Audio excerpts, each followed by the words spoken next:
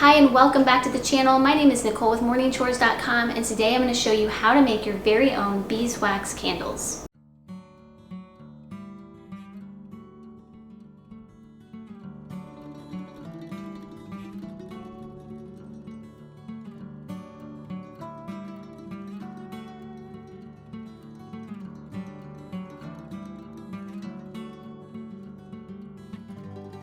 If you were here for last week's video, I showed you how to clean beeswax to get it ready to make candles. So I've been so excited for today's video because today I'm going to show you what to do with that wax, how to make it and turn it into beautiful, fragrant candles. I feel like candles are one of those universal items that you find in many homes across the globe, and rightfully so. They're beautiful to look at, they add fragrance to a room, and they also add ambiance. I know whenever I have friends or family come over, I like to light a few candles to just make the home feel really nice and warm and welcoming. Another great thing about candles is if you use the right ingredients, they can actually be used to help purify and clean the indoor air that you're breathing in on a daily basis in your home. There's a lot of data coming out showing that the air outside is actually less polluted than the air that we're breathing indoors. And I'm sure this is a case-by-case basis, but anything we can do to help clean and purify the air that we're breathing in inside our homes, I feel like is a win-win for everybody.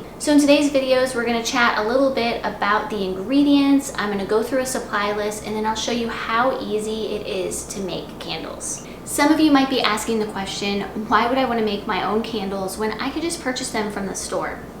And that's a very good question, and it really is easy to just order some candles online or go to the store and pick some up. But the number one reason I like to make my own candles is because I have 100% control over the ingredients that go into my candles. Most candles that you purchase from the store are made with chemicals and synthetic ingredients that are really not good to be breathing in. I also found that candles are really easy to make. I mean, it's so easy, and it saves a lot of money. I can make a batch of candles right here in my kitchen, takes very little time, and I can get anywhere from 6 to 8 candles, and it costs me the same to buy 1 or 2 candles in the store, of course depending on which brand I buy.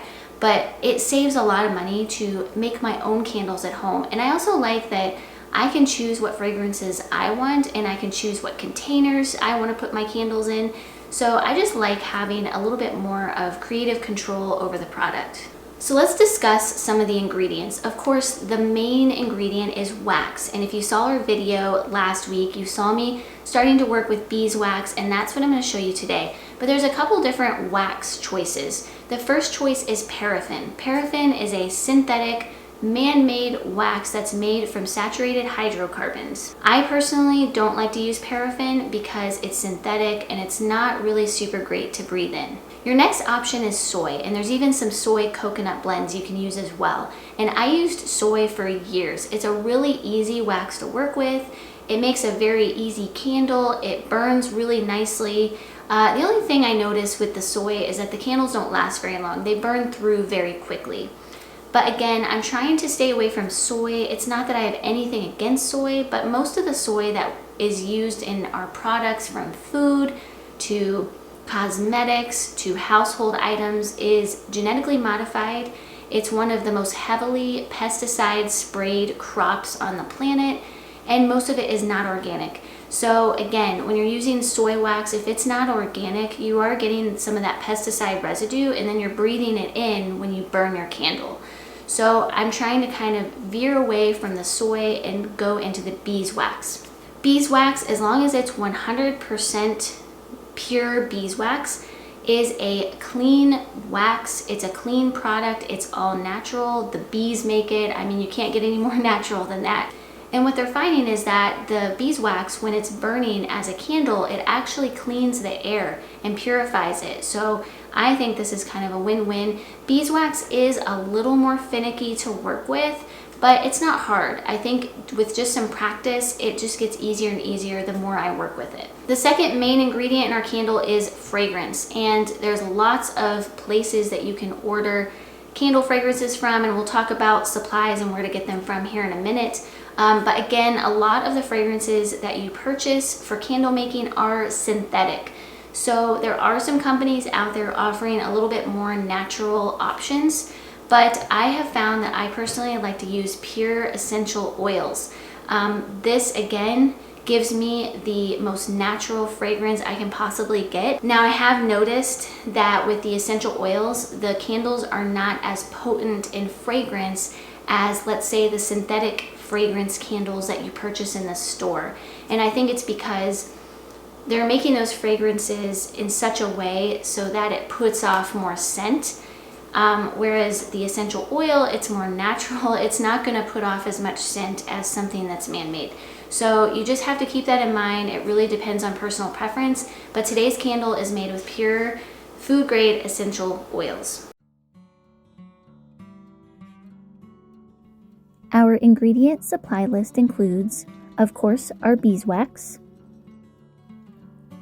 a kitchen scale, candle fragrance. In my case, I'm choosing essential oils. Make sure that you research what essential oils are safe for candle making. Wick stickers,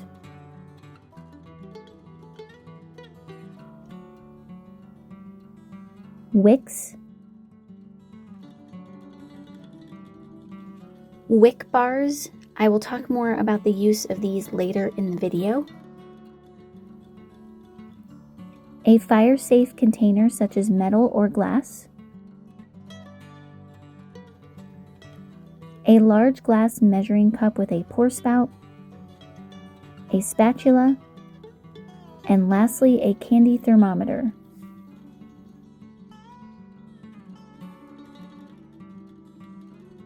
The first step in our candle making process is that we need to weigh out the wax. Our recipe calls for 1 pound of wax to 1 ounce of fragrance. And it's very important that you measure this out appropriately so that when you go to burn the candle, the fragrance throws correctly. That's the terminology that's used in the candle world when the candle gives off scent. That's what's called a candle throw. So it's really important that you weigh this or get it as close to 1 pound as you possibly can. Wax is very hard and it's very difficult to cut. I mean, maybe a man could cut it, but I'm not strong enough to cut it as is. So what I like to do is I like to warm it in the oven just enough so that I can get it cut so that I can weigh it in the scale. So you can always use a pan, just a simple pan that you don't really care about. This is my candle making pan. I don't really wash it that often or use it for anything else except candle making. So I'm gonna place this in here, stick it in the oven, and just put the temperature on 200 degrees Fahrenheit. And like I said, we only wanna soften it just enough so that we can cut it. We don't wanna melt it at this point.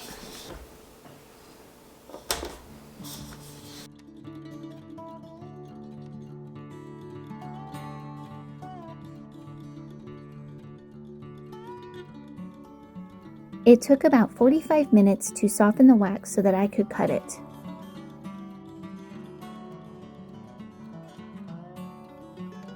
It looks like we got our 1 pound of wax, and now we're ready to melt the wax for candle making. I store the rest of my wax in the same container with a covered cloth to be used at a later time. I'm going to put the 1 pound of wax in an oven-safe measuring cup and then place in the oven, and I'm going to increase the temperature to 300 degrees Fahrenheit.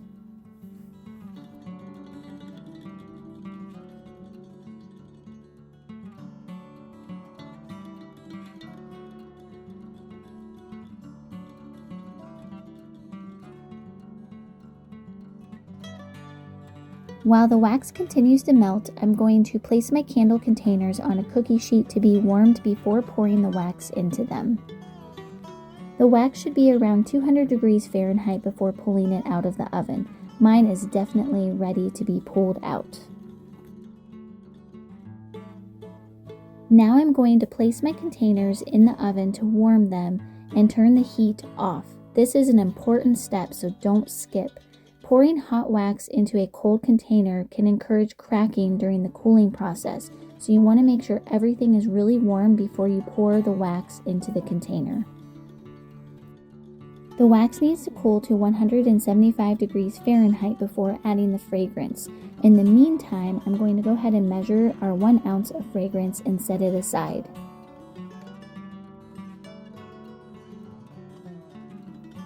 Our containers are well heated, so now it's time to add the wicks. First, we need our wick stickers. Peel off a wick sticker and place it in the center inside on the bottom of the container. These containers conveniently have a circle to help you out.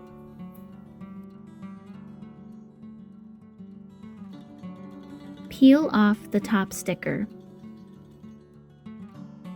Next, we attach the wicks using the wick sticker.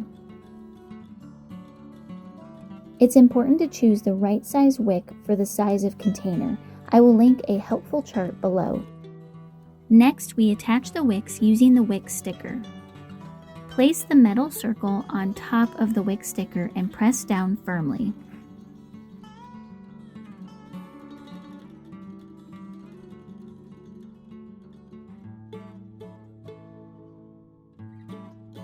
Now we're ready to use the wick bar. The purpose of the wick bar is to keep the wick at the center of the candle while the wax is being poured.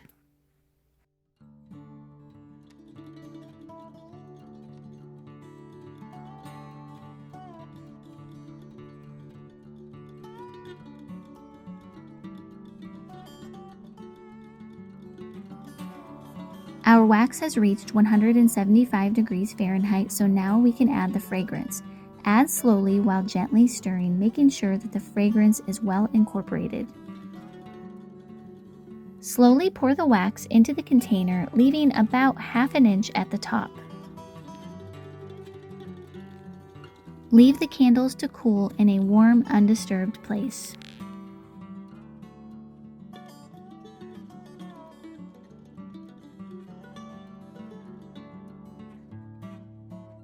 The candles have been cooling for about an hour. I'm going to leave them here for about 3 days before we move on to the next step. I've allowed my candles to sit for a few days now. I'd like to let them sit for at least 3 days before I touch them again, just so that the wax I know has set up properly and we've allowed the scent to fully acclimate into the wax. I just like to do that just to make sure that I don't disrupt anything or cause any damage to the wax. As you can see in the close-up, I did have some cracking happen on my wax, and one of them turned out perfectly, but the other 3 ended up cracking. And the number one reason that happens is that the wax cools down too quickly. So I'm pretty sure in this case though that wasn't my issue, because I heated everything up. I heated up the baking sheet, I heated up my containers, I had the oven warm, I had the light projecting down onto the wax to provide some heat there. So I don't really think that was my issue. I think my issue is that my wick is a little too thick, and for whatever reason, when this wax cools, it just doesn't do as good of a job settling around the wick as it did with my soy wax. So I'm going to try to look for a thinner wick and see if that improves upon the issue, but my candles can still be used. So if this does happen to you, don't lose heart. I mean, it takes practice and I'm still learning, as you can see, but you still can burn your candles and they will, they'll work beautifully. So don't let that discourage you. So the next step is to remove your wick bars.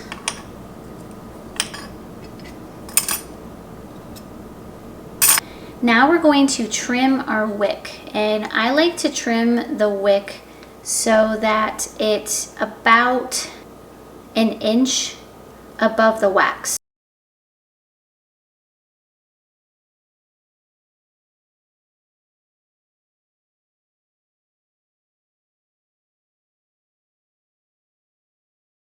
Once I'm completely satisfied with the end product of my candle, I just place the lid on the candle that came with the vessel, and you just want to store these in a cool, dry place until you're ready to use them. And they'll keep for several months, so I like to make a big batch of candles and then I have them on hand ready to go for whenever I want to use them. I hope you enjoyed today's video. I hope it inspires you to get out there and maybe try some candle making. It is really fun. It's especially fun to do with someone else or get some kids involved. I will have all of the products linked in the description box below, so everything I used here you can find down there, and I will also link a website that has some other candle making tutorials that I find to be really, really helpful. Also, we would love for you to take time out of your day to head over to morningchores.com where you'll find more information on gardening, homesteading, and sustainable living. Have a great day, and we'll see you in the next video.